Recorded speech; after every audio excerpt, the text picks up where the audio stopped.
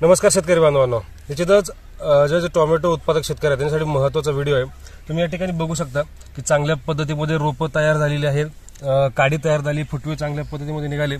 तर याला काय करणं गरजेचं आहे? जे महत्त्वाचे 3 ड्रिंचिंग अवस्था आहे किंवा आपण ते 3 ड्रिंचिंग म्हणा 3 आळवणी आहे ते कोणकोणते घेणार आहे, कोणकोणते टप्प्याटप्प्याने देणं गरजेचं आहे त्याच्यासाठी महत्त्वाचा व्हिडिओ आहे। त्यासाठी निश्चित मित्रांनो हा व्हिडिओ तुम्ही संपूर्णपणे शेवटपर्यंत पहा आणि समजून घ्या। अजूनपर्यंत आपल्या चॅनलला फॉलो नसेल केलं तर करून ठेवा, व्हिडिओला लाईक करा, शेअर करा आणि आपल्या शेतकरी बांधवांना पाठवा। तर निश्चित मित्रांनो टोमॅटो लागवड करताना ही काडी म्हणजे आपण त्याला म्हणतो स्टंप चांगल्या पद्धतीने झाला पाहिजे। त्यासाठी आपल्याला सुरुवातीलाच या ठिकाणी 1744 अर्थात युरिया फॉस्फेट एकरी साधारणपणे 3 ते 4 किलो या ठिकाणी आपल्याला वापरायचे। आळवणी करत असताना एकरी 400 लिटर पाणी होणं गरजेचं आहे।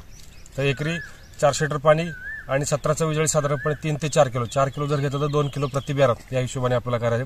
त्याचबरोबर कॉम्बिनेशनला या ठिकाणी आळवणी देत असताना खताबरोबर या ठिकाणी ह्युमिक जे आहे या ठिकाणी आपल्याला साधारणपणे एकरी बॅरलला 500 ग्रॅम एकरी 1 किलो या पद्धतीमध्ये हे पहिलं ड्रिंचिंग असेल किंवा पहिलं आळवणी आहे ते आपल्या ठिकाणी करून घ्यायचं। त्याच्यानंतर दुसरं आळवणी जे महत्त्वाचं आहे ते आपल्याला सुद्धा या ठिकाणी गरजेचं आहे की निश्चित बुरशीनाशक जाणं गरजेचं आहे। कारण जमिनीमध्ये असणारे फंगस असेल, बुरशी आहे, कीड आहे, त्यासाठी आपल्याला कंट्रोल करण्यासाठी या ठिकाणी थायमोक्झाम अर्थात या ठिकाणी जे ॲक्ट्रा असेल किंवा धानुकाचा आरेवा या ठिकाणी एकरी 200 ग्रॅम बॅरलला 100 ग्रॅम याप्रमाणे। बुरशीनाशकमध्ये या ठिकाणी थायप्रोन मिथाइल अर्थात रोको आहे ते एकरी 500 ग्रॅम बॅरलला 250 ग्रॅम याप्रमाणे द्यायचे। हे दुसरं ड्रिंचिंग आहे, या पद्धतीमध्ये आपल्याला करून घ्यायचे। ते साधारणपणे एक देत असताना 2 दिवसाचा गॅप देऊन तिसऱ्या दिवशी आपल्याला या ठिकाणी आळवणीचं शेड्यूल ठेवायचे। आणि तिसरं महत्त्वाचं ड्रिंचिंग असेल की जे गरजेचं आहे तर या ठिकाणी सिजंटा कंपनीचं व्हॉल्यूम प्लस एकरी 200 ml आणि पाटील बायोटेकचं फॉलिबियन 1 लिटर याप्रमाणे आपल्याला या ठिकाणी तिसरं ड्रिंचिंग देऊन घ्यायचे। हे 3 आळवणी शेड्यूल आहे ते खूप महत्त्वाचे आहेत आणि करणंच गरजेचे आहे।